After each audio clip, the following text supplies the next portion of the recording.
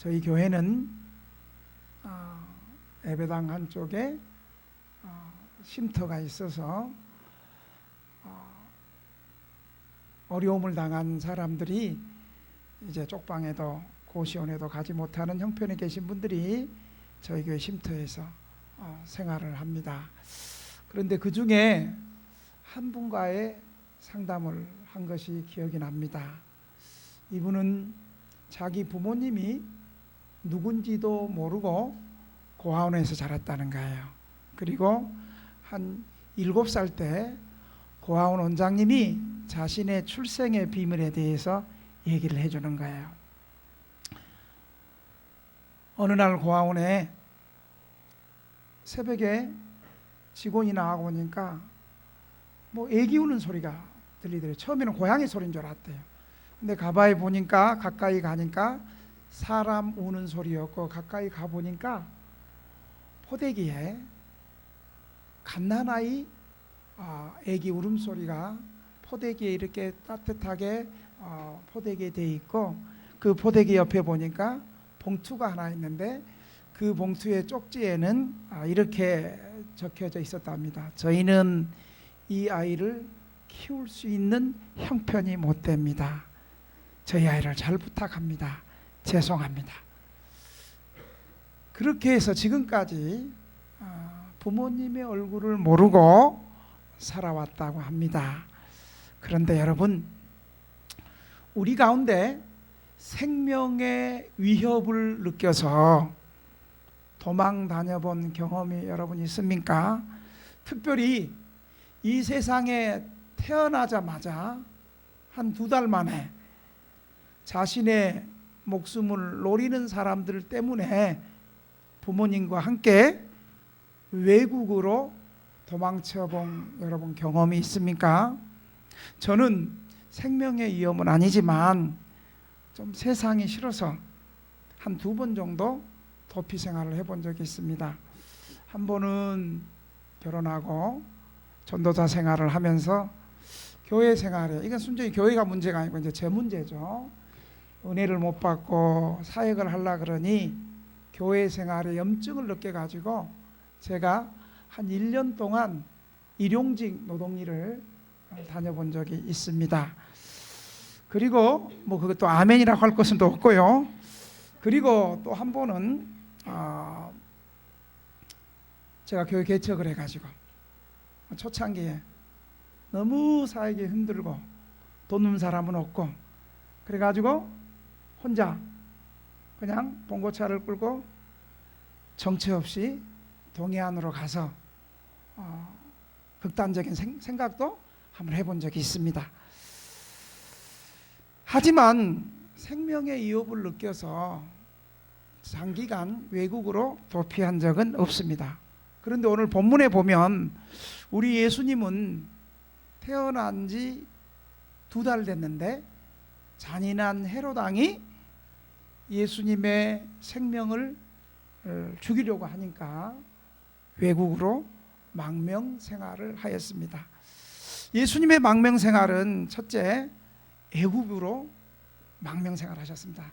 13절 14절을 보면 동방박사들이 고국으로 떠난 후에 주의 사자가 꿈에 나타나서 이것을 현몽하여라고 성경은 기록했는데, 헤롯 왕이 아기 예수를 죽이려고 하니까 너와 모친을 데리고 애굽으로 도망가라고 주의 사자가 명령을 했습니다. 이러한 하나님의 지시에 순종해서 예수님은 어려서부터 갓난아이 때 2달밖에 안 됐는데 망명 생활을 하기 시작했습니다. 우리를 구원하시기 위해서 이 땅에 오신 하나님의 아들, 구원자, 메시아인 예수님의 생애가 결코 찬란하고 우아하고 편안하고 순탄하지는 않았습니다. 오히려 사람들에게 존경과 환영을 받는 대신에 고난과 배척과 오히려 생명을 노리는 죽음의 연속이었습니다. 예수님은 이 땅에 구원자로 오셨지만 이 땅에 발을 내디는 순간부터 고난의 시작이었습니다. 우리 아기 예수는 출산할 때부터 방이 없어가지고 짐승들이 사는 마구간에서 태어나셨습니다. 그것도 마구간 말구유. 여러분, 마구간의 구유, 말 먹이통이 우아하고 아름답습니까? 메시아가 거기서 태어났어요. 여러분, 저는 시골에서 생활을 했기 때문에 짐승 키우는 삶을 좀 압니다. 우리도 좀 키워봤습니다. 큰 짐승은 아니고요. 근데 이 마구간은 좋은 냄새가 나지 않습니다. 지저분하고 냄새나고 추한 냄새. 여기서 우리 예수님이 태어나셨습니다. 그러니까 예수님은 맨 처음 태어나서 배운 게 가난을 배웠습니다. 가난을 배웠습니다. 그리고 나서 생후 태어난 지 2달 만에 헤롯 왕이 죽이려고 하니까 생명의 위협을 느끼고 이제 예루살렘, 이스라엘 베들레헴을, 자기 정든 고향을 떠나신 것입니다. 그것도 어린아이 때 망명생활을 한 겁니다. 망명생활이라는 것은 자기가 태어난 조국, 자기가 태어난 나라에서 살지 못하고 쫓겨난 겁니다. 좋게 말해서 추방에 이제 쫓겨난 겁니다. 이것은 차라리 감옥에 있는 사람은, 감옥에 투옥된 사람은 그 나라 땅, 감옥에 있는 동안에 또 보호를 받아요. 그리고 감옥 생활이 끝나면 다시 자유의 몸이 돼요. 감옥 생활보다 더 힘든 생명의 보장의 권리를 더 이상 빼앗긴 가련한 신세를 우리 예수님이 어려서부터 경험했다는 사실을 여러분 기억하시기를 바랍니다. 예수님은 헤롯 왕이 죽기까지 애굽에서 망명생활을 하신 것입니다. 이것을 오늘 본문 15절에는 이렇게 말하고 있습니다. 헤롯이 죽기까지 거기 있었으니 이는 주께서 선지자를 통하여 말씀하신 바 애굽으로부터 내 아들을 불렀다 함을 이루려 하심이라. 애굽으로부터 내 아들을 불렀다 함을 이루기 위함이다. 이렇게 말씀하십니다. 이것은 구약의 호세아 11장 1절을 선지자가 인용한 것입니다. 호세아 선지자는 이 말을 하나님께서 이스라엘을 430년 동안 애굽에서 노예 생활하실 때 그때 구원하셔서 애굽에서 탈출시킨 출애굽의 의미로 사용하신 것입니다. 그러니까 본문에서는 이스라엘 민족의 출애굽 사건과 예수님이 애굽으로 피난하고 다시 또 나사렛이라는 동네로 다시 돌아오게 하는 그 사건을 동일선상에서 바라본 것입니다.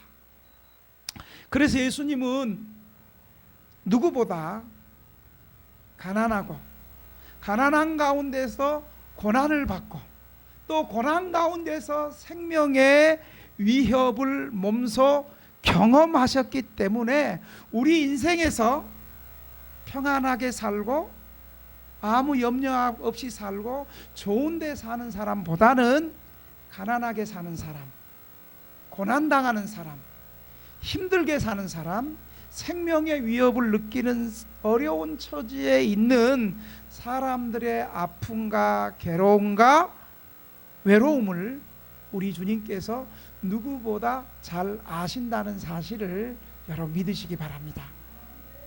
우리 쪽방에서 혹은 쪽방에도 들어오지 못하고 노숙하고 살아가고 있는 사람들의 마음을 또 그들의 생활을 이해만 하는 것이 아니라 예수님도 함께 몸소 체험하고 경험하고 쫓겨다녀보는 것, 그거 우리 예수님이 잘 아신다는 사실을 여러분 믿으시기 바랍니다. 그래서 히브리서 기자는 이런 예수님의 모습을 보면서 히브리서 4장 15절은 이렇게 말씀하고 있어요. 우리에게 있는 대제사장은 우리의 연약함을 체휼하지 아니한 자가 아니요 모든 일에 우리와 한결같이 시험을 받은 자로되 죄는 없으시다, 이렇게 말씀하고 있어요. 체휼한, 우리의 연약함을 체휼하지 아니한 자가 아니라, 체휼하다는 이 말은 우리 쉬운 말로 하면 고난을 당했다는 말이에요. 고난을 당했다는 말. 메시아가 고난 당하지 않고 성전에서 대골 같은 황궁에서 그냥 잘 먹고 잘 사는 것이 아니라 고난을 당하신 거예요. 고난을 당하신 거예요. 우리 예수님은 인간의 고난을 단순히 상징적으로 아시고 이해하시는 분이 아니라 친히 우리를 구원하시기 위해서 하늘의 보좌를 버리시고 이 땅에 오셔서 우리 인간의 온갖 연약한 면을, 가난과 외로움과 고난과 죽음의 위기를 다 체험하셨다는 사실을 우리에게 보여주고 있는 거예요. 천지를 창조하시고 사람들을 이 땅에 보내시고 또 때가 되면 천국으로 부르시는 이 예수님이 단순히 권능의 말씀으로 전능하신 능력으로 다 행하시는 예수님이시지만 그 예수님도 창조의 능력을 가지셨던 그분이 이 땅에 오셨을 때는 저희처럼 몸소 가난도 경험했고 또 외로움도 경험했고 아픔도 경험했고 또 죽음도 경험했던 분이 우리가 믿는 예수 그리스도라는 사실을 여러분 믿으시기 바랍니다. 저희 교회가 어제도 그랬고 금요일 밤 11시 반이면 자정 예배를 저 동대문 역사공원에 있는 노숙인들에게 자정 예배를 드리러 가잖아요.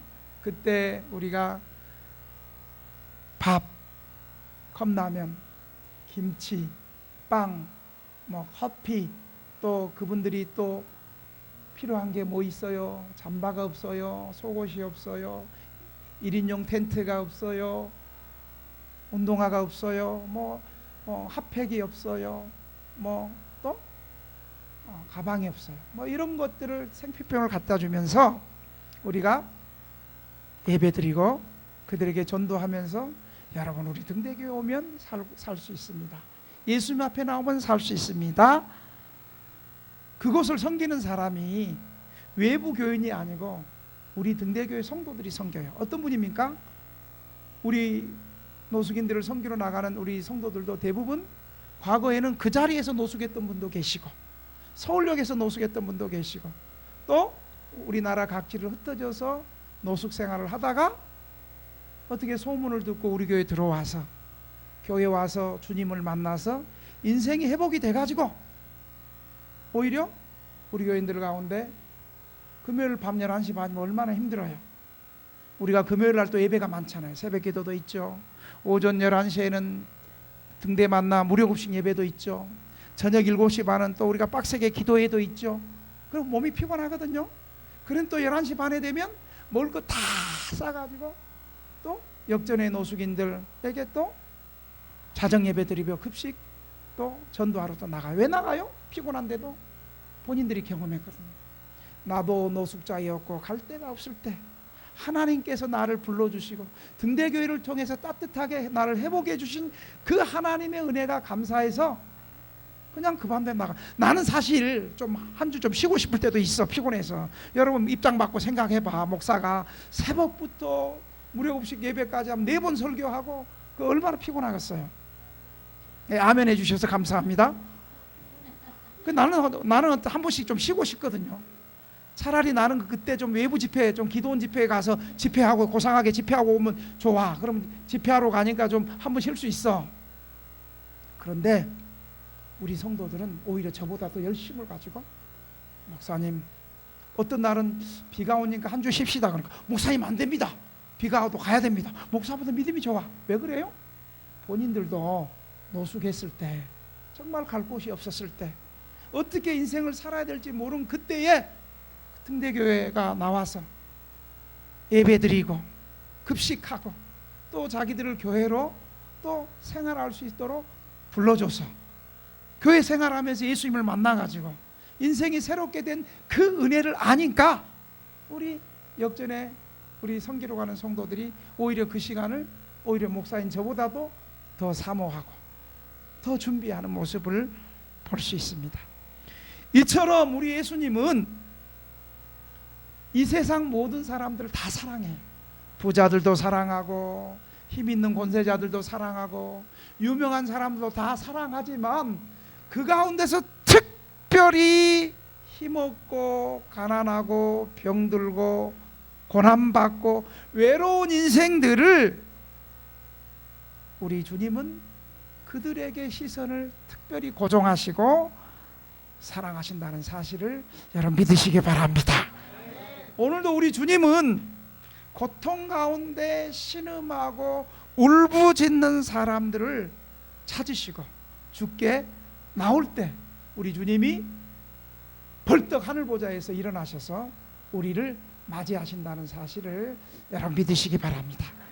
그래서 예수님께서는 마태복음 10장 20절 28절에 보니까 우리 다 같이 한번 따라해 볼까요? 다 같이 한번 큰 소리로 한번 선포해 봅시다. 수고하고 무거운 짐진 자들아 다 내게로 오라. 내가 너희를 쉬게 하리라. 이 누가 하신 말씀이에요? 예수님이 하신 말씀. 여러분 사실 수고하고 무거운 짐진 사람이 오면 여러분 우리 부담이 돼. 그렇잖아요.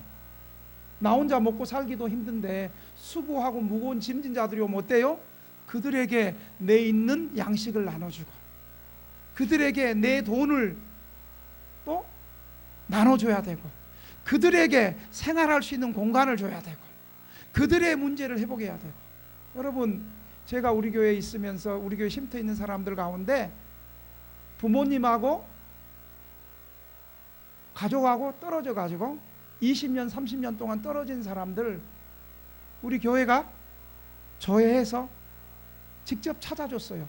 그래서 양산으로 대구로 멀리 부산으로 직접 제가 교육자들이랑 같이 차 몰고 가가지고 가족 만나게 했어요. 여러분 어때? 가족 만나서 잘 살았을까요? 아니에요. 어떤 가족은요 딱 보는 순간 저기 자기 형님 자기가 본인이 장남이고 동생들 둘이 있는데 한 30년 만에 딱 갔더니 그 동생들은 경기도 근처 고향에 있는 좋은 아파트에 살아요. 딱 들어가도 의리리한 아파트예요. 그냥 들어갈 수도 없어. 그거는 비밀번호 누르고 경비 허락 없이는 못 들어가.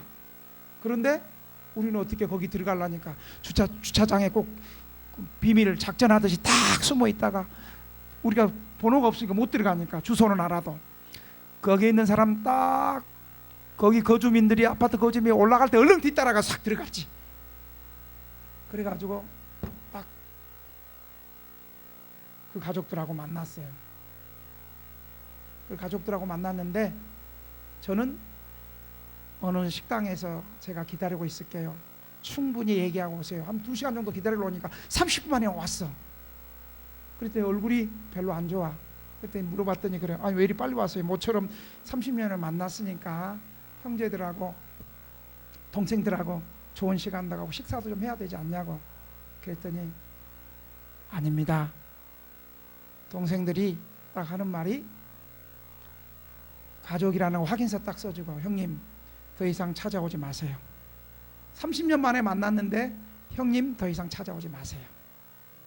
그랬더니 이 성도님도 아예 갈 때 내가 갈 때 그랬거든요. 혹시 상처받지 마세요. 가족은 저희가 우리 교회가 찾아줬지만 주민등록상으로 가족이지 30년 동안 떨어져 있었기 때문에 어떻게 될지 모릅니다. 혹시 부정적인 입장을 보이더라도 상처받지 마세요. 그분도 마음에 또 각오를 하고 갔고. 그래서 그랬대요. 동생들아 나도 너에게 도움받으러 온 게 아니다. 단순히 내가 주민등록 호적 신고가 안 돼 있으니까 너희들이 내 형이다 그거 확인서 하나만 받으러 왔지 더 이상 너희들의 물질적인 거 정서적인 거 돈 받으러 온 게 아니다. 그걸로 끝났어요. 그리고 우리 교회 쉼터에서 생활하다가 그분이 때가 돼서 독립해서 나갔어요. 여러분, 사람은 돈 있고 힘 있고 부유한 자들이 내게 오라 그러면 가까이 가서 도움을 받을 수 있지만, 수고하고 망하고 가난한 사람들을 향해서 수고하고 무거운 짐진 자들아 다 내게로 오라 이렇게 말할 수 있는 인생은 이 세상에 우리 주님밖에 없다는 사실을 믿으시기 바랍니다. 그 주님께서 죄에서 무거운 짐을 지고 처절하게 괴로워하는 인생들을, 저와 여러분을 우리 주님은 오늘도 부르시고 초청하고 환영하고 여러분을 하나님의 백성으로 축복하신다는 사실을 믿으시기 바랍니다. 두 번째로, 헤롯은 2살 이하의 베들레헴 부근에 있는 아이들을, 남산의 아이들을 죽였습니다. 헤롯은 예수님을 살해하는데 실패하자 베들레헴 부근에 있는 2살 이하의 남자아이들을 다 죽였습니다. 여기서 우리는 헤롯의 잔인함과 그가 정권을 유지하기 위해서 무자비한 만행도 서슴없이 저지르는 헤롯의 악한 모습을 우리는 보게 됩니다.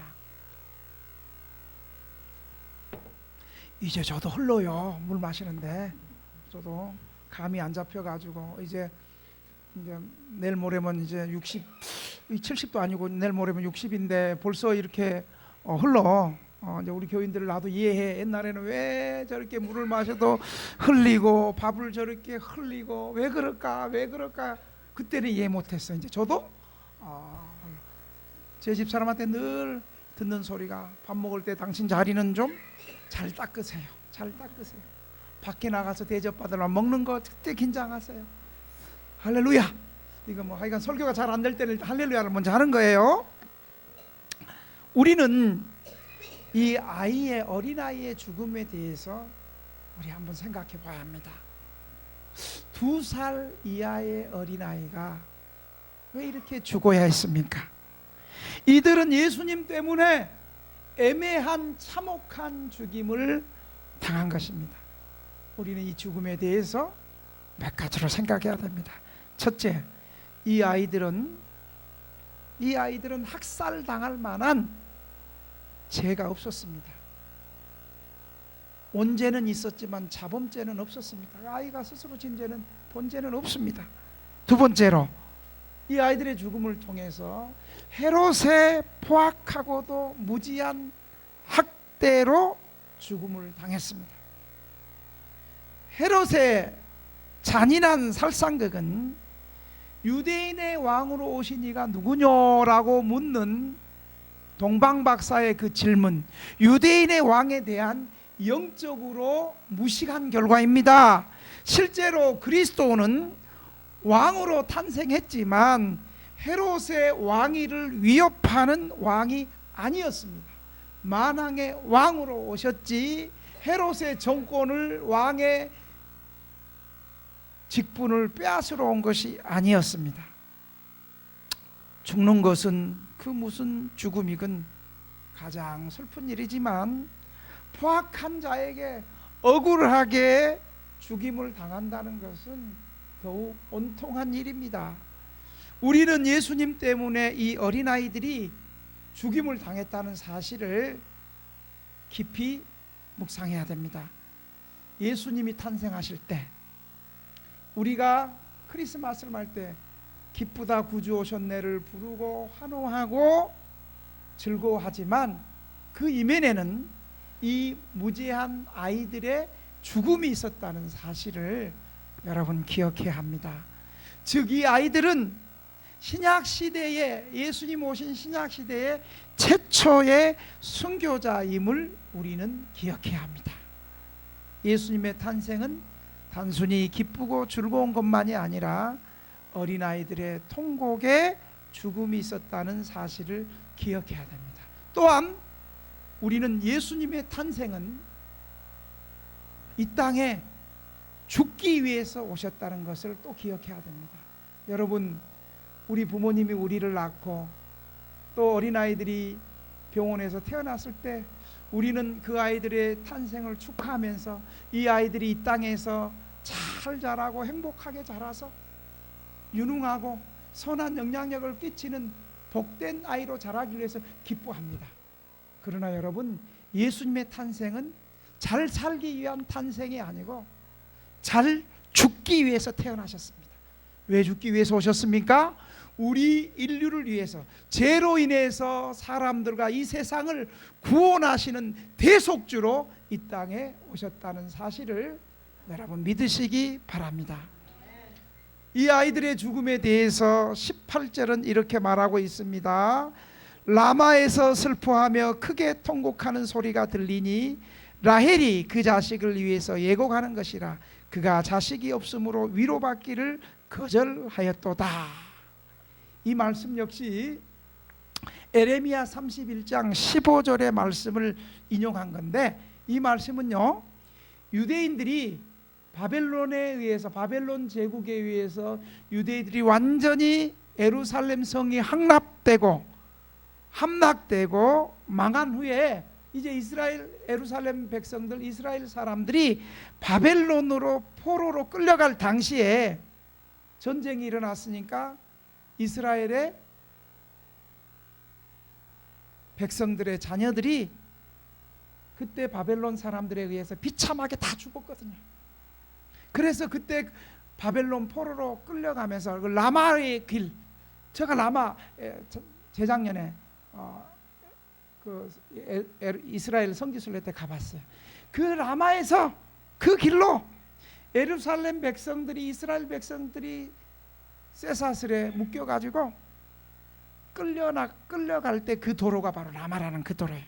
그러니까 이스라엘에 그 끌려갔을 때 그 슬픔, 승리해서 행진가를 부르면서 들어오는 그런 게 아니고 자식도 죽고 남편도 죽고 살아있는 자기, 그때 손목이 묶여서 끌려가던 그 슬픔을 말하는 겁니다. 그 라마. 여기서 라마는 베냐민 지파의 성읍으로 예루살렘 북쪽 한 53km 지점에 위치하는데, 백성들이 바벨론 포로로 끌려갈 당시에 이 길로 끌려간 것입니다. 이 라마라는 지역은 이방의 군대가 전쟁을 수행하고 철수할 때 꼭 이 길을 지나가는 장소입니다. 그리고 이 라마는 라헬이 야곱의 아내로서 베들레헴으로 가는 도중에 사랑하는 아들 베냐민을 이 길에서 낳아서 라헬은 난산으로 길에서 죽고, 그래서 야곱이 이곳에서 장례를 치러졌던 그 길입니다. 그러니까 이스라엘에게는 민족적으로 이 라마가 슬픔과 외통과 고통의 길이고, 또 예수님의 12지파 중에 하나인 야곱이, 족장인 야곱이 개인의 슬픈 역사가 있던 그 장소입니다. 이처럼 우리는 예수님의 탄생에 단순히 기뻐하고 즐겁고 쾌락을 즐기는 분위기로 지내는 것이 아니라, 우리는 예수님의 이 탄생의 배후에는 이 어린아이의 죽음이 있고, 그 라마라는 지역이 민족적인 멸망의 고통에 한이 맺힌 이 지역. 그래서 우리는 예수님의 탄생에 우리 인생의 어떤 죽음, 우리가 이 땅에 태어나서, 우리 인생이 이 땅에 태어나서 어디로 가는가? 살아있을 때는 여러분 우리가 또 죽는 날을 한번 생각해야 돼요. 여러분 젊었을 때는 노년을 생각하고 그러면서 준비하잖아요. 우리가 이렇게 살아있을 때는 우리가 죽음을 잘 준비해야 돼요. 여러분 죽음을 잘 준비하는 길이 뭐예요? 종신보험 많이 넣고 뭐 연금보험 넣고 여기 세상 사람 이렇게 노년을 준비하잖아요. 그게 아니라 이 세상에서 죽음을 잘 준비하는 거 따라합시다. 살아있을 때 예수님 잘 믿고 천국을 준비하자. 살아있을 때 이거 예수님 잘 믿어야 돼요.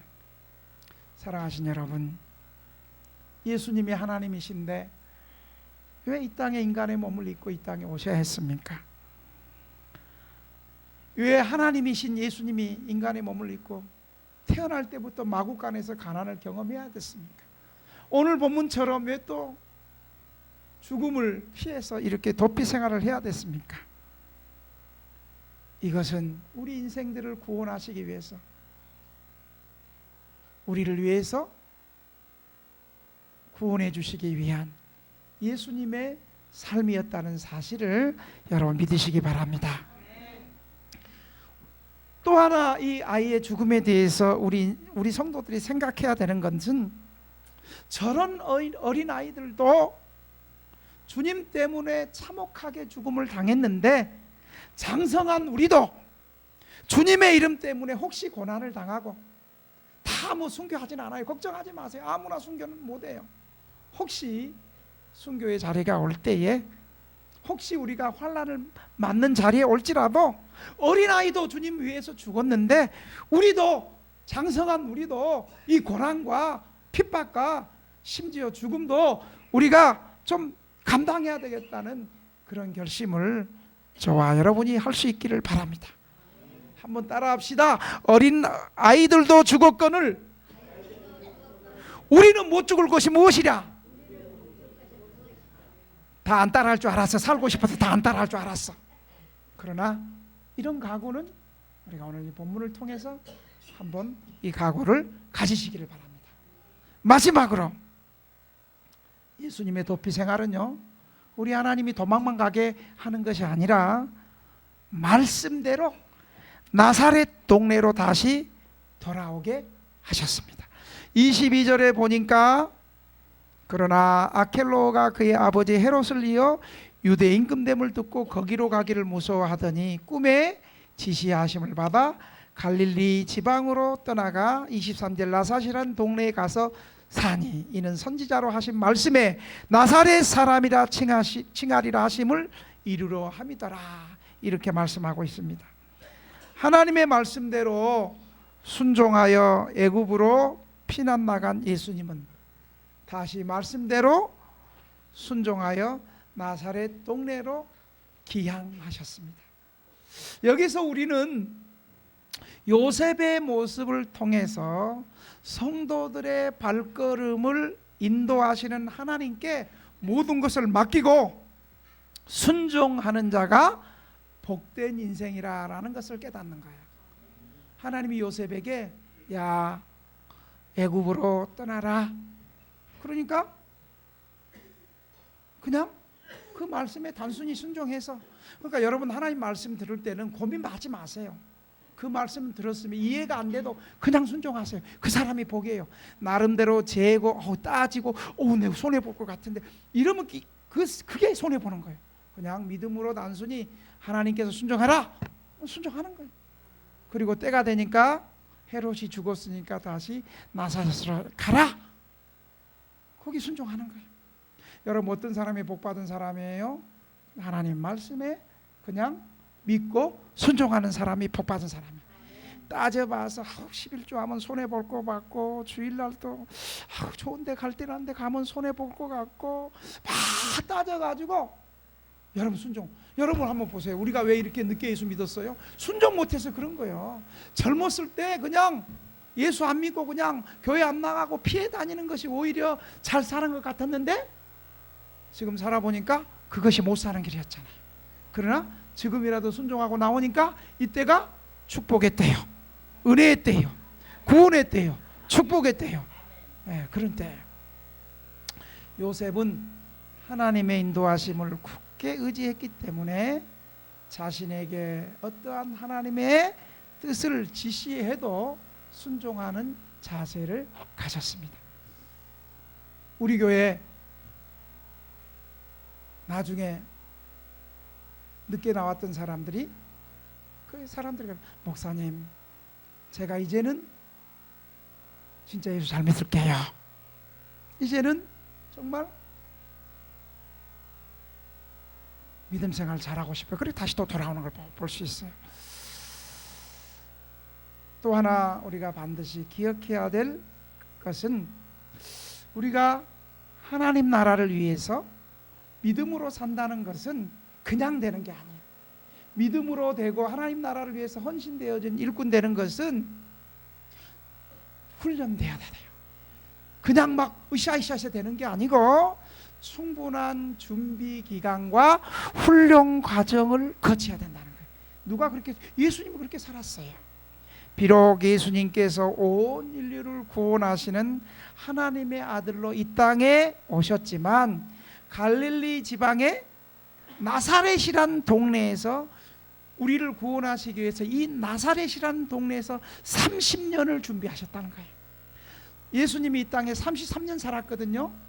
33년 가운데 예수님이 공적으로 복음 전하고 구원의 역사를 이루는 세월이 3년이었어요. 그래서 예수님의 33년 가운데 3년을 공생애라 그러고 30년을 사생애라 그러는데, 이 30년을 3년의 공생애 구원의 역사를 이루는 삶을 사시기 위해서 예수님께서 준비하셨다는 거예요. 30년을. 23절 한 목까지 같이 읽겠습니다. 시작. 나사렛이란 동네에 와서 사니 이는 선지자로 하신 말씀에 나사렛 사람이라 칭하리라 하심을 이루러 함이로라. 어느 사람이라고 칭한다고요? 나사렛. 나사렛은 어느 지역이냐? 나사렛 저 가봤어요. 성지순례 때 가봤는데, 나사렛은 갈릴리 북쪽에 있어요. 이스라엘을 3등분으로 구분하면 남쪽 유대, 중간에 사마리아, 그리고 북쪽 끝이 갈릴리. 근데 갈릴리 가운데 나사렛이라는 동네는 이 북방을 담당하던 로마 부대가 주둔했던 곳이 나사렛 지역이에요. 따라서 대부분의 유대인들은 그 나사렛 마을 가기 싫어했고, 로마 군인들이 있고 그 마을과 연관 짓기를 싫어했고, 특히 이 이스라엘의 원수 로마의 나라가 거기 군대가 진을 치고 있었기 때문에 이 북방에 있는 갈릴리 지역에 로마인들에게 어울려 다니는 것은 회색 분자로 취급당하기 쉬웠고, 그래서 나사렛 사람을 부르는 것은 나사렛 예수 그리스도, 이것은 예수님을 존경하고 환영해서 부르는 그 명칭이 아니라 오히려 나사렛 사람들을 경멸하고 멸시하고 천대하는 말이 사실 나사렛이라는 말이에요. 그래서 요셉과 그의 가정이 나사렛에 정착한 이래로 예수님은 이스라엘 많은 사람들에게 멸시와 천대와 모독을 받으셨습니다. 그리고 예수님을 따르는 나사렛 땅, 이 말도 여전히 멸시와 천대를 당하는 무시의 말로 사용되었습니다. 나사렛이라는 이 뜻에는 보잘것없는 시작, 좋은 말이 아니에요. 보잘것없는 시작. 여러분, 시작은 보잘것없었지만 이 예수님을 통해서 인류가 구원받는 위대한 역사가 일어난 거예요. 그래서 여러분 아멘 안 하지만, 여러분 위대하게 된 사람들은 시작이 화려한 게 아니에요. 보잘것없이 시작하는 거예요. 남들이 몰라줘. 에이구 그거 되겠어? 아이고 그 사람 되겠어? 아이고 쪽방에 사는데 뭐 쪽방에서 선한 것이 나오겠어? 여러분 갈릴리에 나사렛에 선한 것이 나오겠어? 이스라엘 백성들도 그런 소리 많이 들었어. 나사렛 출신이라는 말은 내세울 것이 없는 천한 신분의 사람의 뜻이라는 거예요. 그리고 실제로 나사렛이라는 사람들이 그런 가난하고 빚 때문에 쫓겨나가고 그러다가 어떻게 도적대에 또 합세해가지고 그런 어떤 사람들, 그런 사람들이 실제로 많이 살았습니다. 사랑하는 등대교 성도 여러분, 오늘 이제 말씀을 마치려고 합니다. 하나님이 우리의 구원자로 보내주신 예수님을 이 땅에 보내주셨는데, 그 예수님을 우리의 구원자로 준비하시고 훈련시켰던 곳이 화려한 수도가 있는 예루살렘, 성전이 있는 예루살렘, 정치, 경제, 종교, 문화의 합산체인 예루살렘이 아니라 그 예루살렘에서 멸시받고 천대받은 무시받는 갈릴리의 나사렛이라는 동네에서 우리 예수님께서 준비하셨고 훈련받으셨다는 사실을 여러분 믿으시기 바랍니다. 어쩌면 이건 순전히 저 개인적인 해석이에요.